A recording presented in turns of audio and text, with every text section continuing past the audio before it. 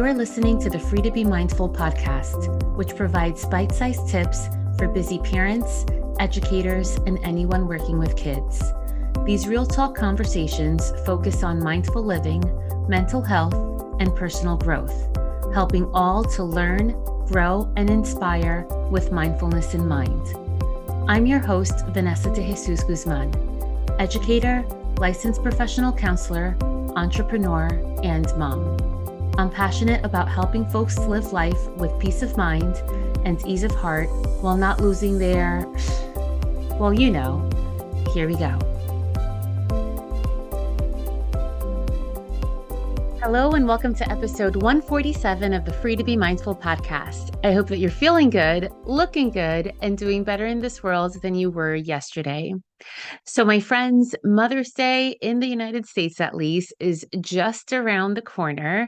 And I am so passionate about not only being a mom, but also the motherhood journey. And if you yourself do not consider yourself a mom, I do ask that you stay with the episode because we're going to speak to so many different topics that it may still resonate with you. My passion on motherhood was what drove me to create my platform of Amiga Moms because of the many topics that I'll be sharing with you today. And our vision at Amiga Moms is to create a world where moms prioritize their mental health and well-being, finding support and community through our events and our resources. We aim to be a leading provider of self-care and mindfulness education for moms, helping moms connect, learn, and grow while building meaningful relationships with like-minded women. And we really envision a future where moms feel empowered to live out their best lives and inspire others to do the same. And we host monthly virtual meetups called Real Mom Talks, where we have a topic that we have conversation around. We have space again to connect, and we end with a guided meditation. And then we have in-person events, which really are wonderful to experience because they provide moms the time to be women and not just moms. And then conferences, and something that I'm super excited for is a retreat that's coming up in the year 2023. So if you'd like more information specifically on Amiga Moms to stay in the know of the events and to receive advance notice of events, and in many times a discount to the event, please be sure to visit my site, freetobemindful.com/Amiga Moms, and sign up for the newsletter. I'll put that in the show notes as well. So talking about moms and Mother's Day, with Mother's Day right around the corner, we get excited, most of us get excited to spend time with our kids and loved ones and really celebrate the motherhood journey. And while the motherhood journey is rewarding and filled with so many lovely milestones, like when your baby takes your first steps, when they actually smile at you because they mean to smile and not just because they farted. When you see your child experiencing graduations or communions, those are such exciting events. And then there are the milestones like when your child doesn't want to hold your hand anymore, or when they don't want you to kiss them goodbye after dropping them at school, or, and nobody talks about this enough, when you go from mommy to mom to ma. That's a huge transition there.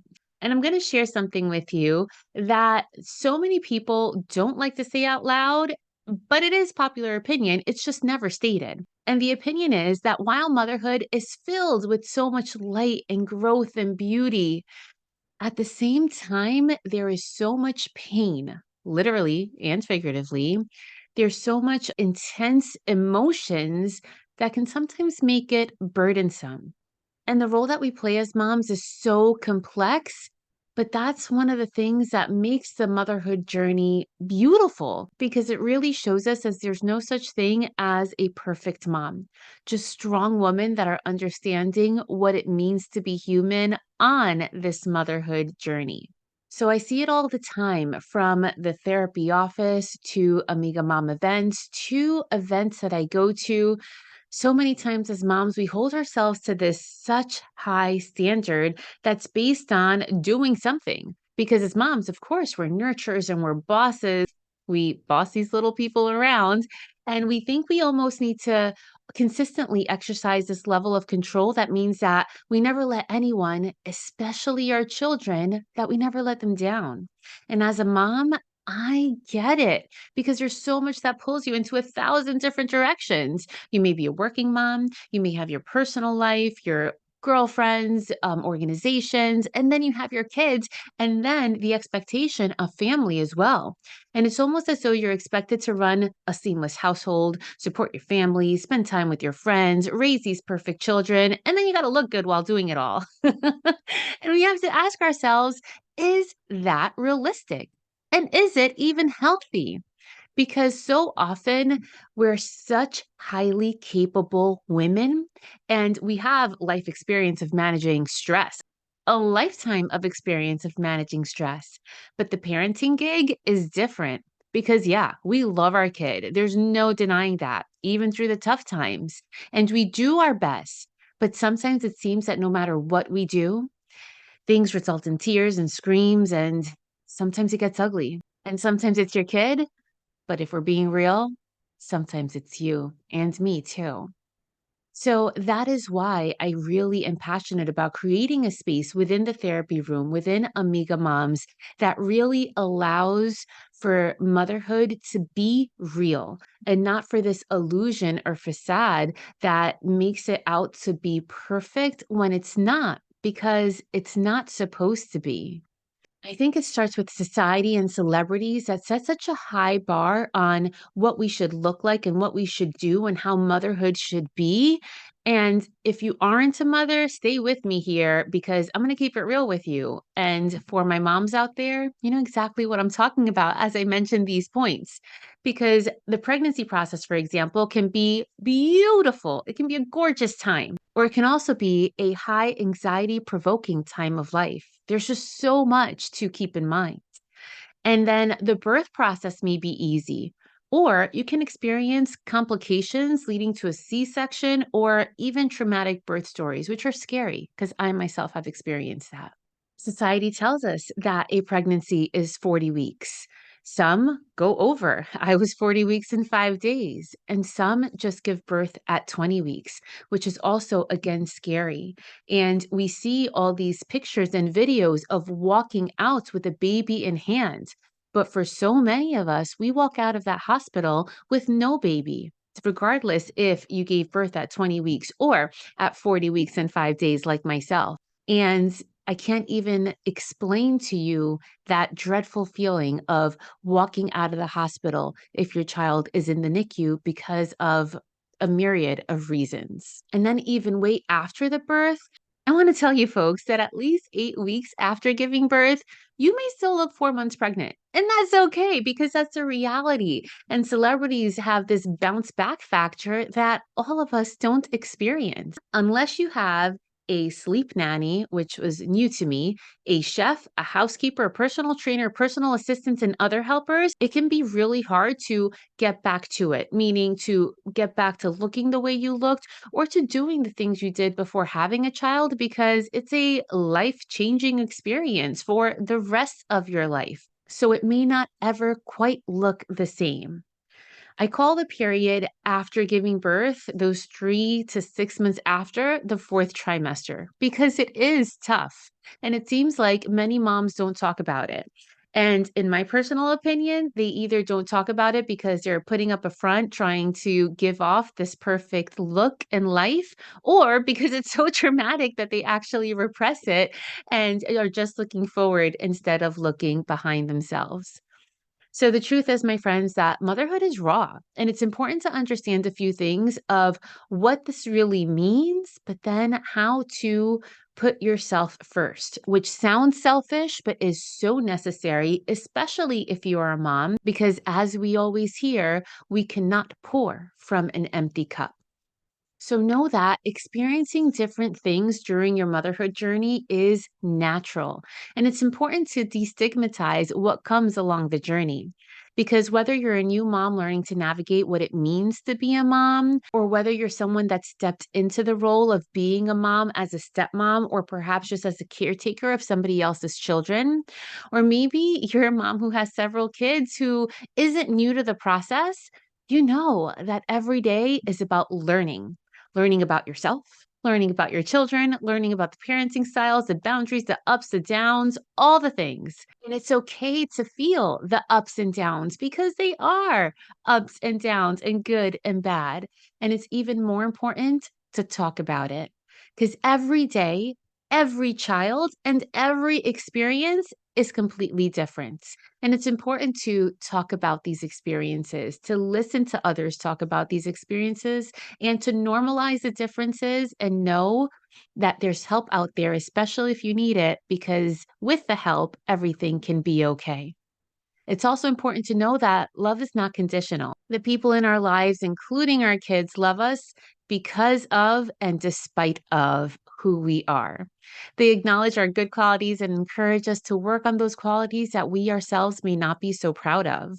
And as a mom, be flexible with yourself and be flexible with your point of view because those thoughts that you had in pre mom days, we know can change so much once you actually do become a mother.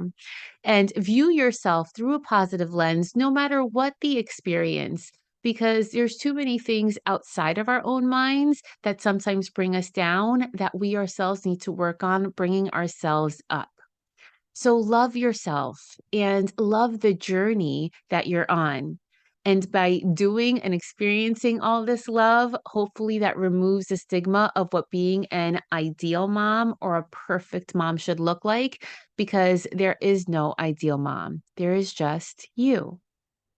And as you're being you, know that there are bad days just like there are good days because there have been moments, are moments, and there will be many more moments that we will feel where perhaps we haven't met the expectations placed upon us by society, or perhaps we're not doing a good job, or we're letting our kids down, or we're letting our families or our jobs down. Somebody's being let down because there's just so much to accomplish and to do all at the same time. As women, we know that we're held to a certain standard to be the perfect caretaker, the perfect mom, the perfect worker, the perfect whatever. And the first step toward being kind to yourself as a mom is breaking this mold, is allowing for you to be perfectly imperfect, for you to simply be you. Because you don't have to behave in a certain way. You don't have to look a certain way. You don't have to dress a certain way. You don't have to do anything a certain way or do whatever it is to be a fit in someone else's idea of a perfect mom or what it means to be a good mom. Because all you need to be is who your child needs you to be and who you can be. There are going to be times where we don't meet these expectations placed on ourselves. And sometimes these expectations are placed on ourselves by ourselves. And it's interesting because as humans, we tend to overthink and fixate on our wrongdoings more often than we celebrate the things that do go well. It's easy to be hard on ourselves, whether it comes from anger directed at ourselves or the harsh words that we use to describe ourselves, like, oh, I'm not good enough and I'm not doing this well and I failed at this and I couldn't do that or I don't deserve this. We criticize ourselves way too much. And when we do this, we forget the thoughts and the words that we feed ourselves matter and have an impact on us because our brains are always listening. So when we have a bad day, we shouldn't let that one bad day or one bad experience really define us as mothers. Instead, we should remember that life doesn't always go according to plan. Our adaptability, how we choose to react to situations, and the kindness that we give to ourselves is what's going to make that difference, not that one day. Because remember, we are the role models that our children look up to. So the way that we act, the words that we say, the things that we do, those are the things that they're picking up on and will be the foundation for the way that they show up in the world. Also, friends, know that you're allowed to feel the emotions that you feel. And as moms, it can be hard to talk about these emotions, especially when we're already working with our kids on their emotions, whether they're babies and they're crying and we don't know what it is that they're feeling, or whether they're toddlers and they're having tantrums over broken bananas, or whether they're in school and they're telling us all these things that seem very minuscule and petty, but they are so big to them. We are constantly talking and dealing with emotions, but we can't forget our own emotions. And oftentimes we feel that we have to be strong for our kids, so we can't share what we're truly feeling. And sometimes we shouldn't share with our children what we're truly feeling because remember, they're our kids. They are not our friends. And that's where we have to find the support systems, whether it be family or friends, a therapist, a group like Amiga Moms, or whatever it is that works for you, so that we're talking to the people that will provide us with the support that we need, with really listening without judgment and without making us feel like we are a burden. Because yes, moms are superheroes without capes. But that doesn't mean that we don't experience grief, hurt, anger, and other intense emotions. And many times when we feel these emotions, we sometimes feel guilty or shame for feeling them. So, for example, when our kid is misbehaving, it's okay to feel frustrated because you can feel mindfully frustrated. What matters is how we check ourselves and how we choose to respond to it, as opposed to how we allow ourselves to react. We must take those small mindful moments by taking the time to organize our feelings and our thoughts and communicating them in a healthy form without lashing out. And yes, that can be done in a matter of seconds, but it takes practice, which is why it is so important to keep up with a mindfulness practice, especially when you have children in your lives. So, again, know that whatever emotions we feel, they're natural. And while feeling guilt and shame are also natural feelings, they don't have to be attached with other intense feelings because that's what makes us human. Also, understand that navigating motherhood can have physical and mental impacts. There are a lot of things that change our appearance, our lifestyle. We're tired all the time, still tired. And we've made a big shift to our life. It's a huge adjustment. So, when we become mothers, it's even more important to implement self care and know that there's so many forms of self-care, which we've talked about in many past podcast episodes. You can do physical exercise, read, sing, watch your favorite show, have a spa day, do some yoga, spend quality time with others, still have date night with your partner. That is super duper important. Have night out with your friends. Do not forget the person you were before becoming a mom. Truly invest in yourself. Forgive yourself as needed, and most importantly, don't forget to take out some time for you. And so when we talk about the concept of mindfulness, I define it as paying attention to the right here, right now, with kindness and curiosity and without judgment. We want to make sure that we do not engage in judging ourselves, especially when our kids turn to us for something and we don't have the know how on how to help them, or when they're sick and we don't know what to do or how to help them feel better. It's painful to see our kids going through something, especially when we can't fix a problem with the wave of a magic wand. It's important to create a space, not only one where you can speak to your child if they're of speaking age, but also one that they know that you're always doing your very best. And that sometimes that means that even at your best, you won't have all the answers because, again, we're human. Sometimes we cannot solve all of their problems, and sometimes we shouldn't solve all of their problems. And that doesn't mean that we fail as mothers or as parents. It means that we can support them emotionally. It means that we can be there to lend a shoulder to cry on. It means that we have to do more listening than we do speaking. Remember that doing your best goes a very long way. And when you don't have all these answers because you're not expected to have them, again, that's where you turn to communities like Amiga Moms for support. The other aspect of judgment that I wanted to mention is not judging others, not judging others for not having kids, not judging others for having one child, not judging others for having 10 children. Judgments are a natural human response. However, we want to make sure that we keep an open mind and that we are not jumping to conclusions, especially when it comes to how others may parent their kids, when it comes to why others are choosing not to have children.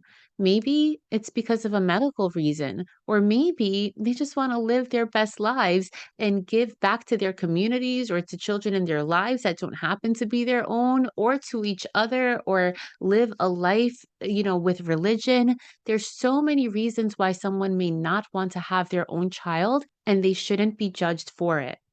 Also, judging people for having just one child. As a mom of an only child, I often get asked, "Oh, you don't want any more?" Well, my friends, it's not that I don't want any more, it's that my husband and I cannot have any more. And that brings up a lot of feelings for people when they perhaps may want more and cannot have them. So let's be mindful about the words that we use when speaking to others about having children, period, or about not having any more. And for some, having one child is truly a fulfillment, and that is okay too. They can give all they have to just that one child, and they shouldn't be expected to have any more just because society says that the perfect family, in quotes, is a mom, a dad, 2.5 kids, and a dog with a white picket fence. That's not the perfect family. The perfect family is the one that you create that works for you. And lastly, judging people for having many, many, many children. Like Nick Cannon is on 12 and counting. And for whatever the reasons that they choose to have that many children, let's remember to stay in our own lanes.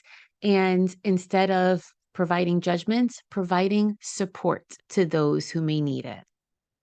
So, as Mother's Day is approaching, it's time to celebrate all moms, no matter the journey or no matter what the parenting style looks like. It's time to spend time with loved ones, whether it's physically with them or keeping them in their hearts if they're no longer with you, and reflecting on the experience of motherhood.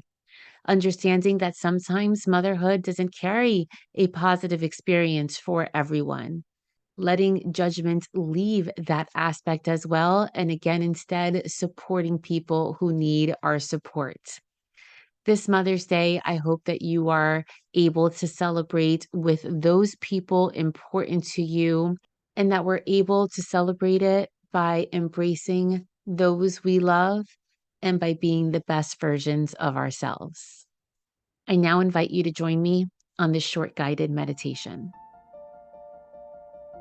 So, right now, regardless of where you are or what you're doing, I invite you to think of the person who filled the mom role for you.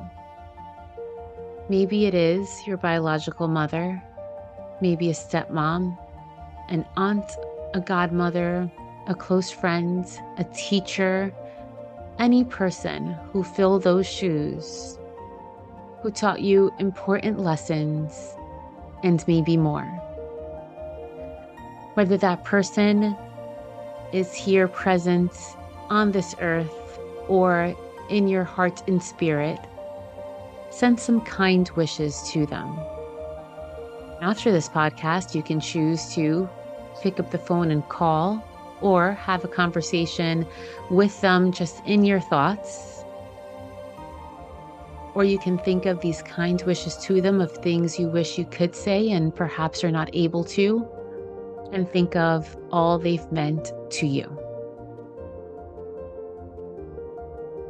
As always, it is my pleasure. Have a great week.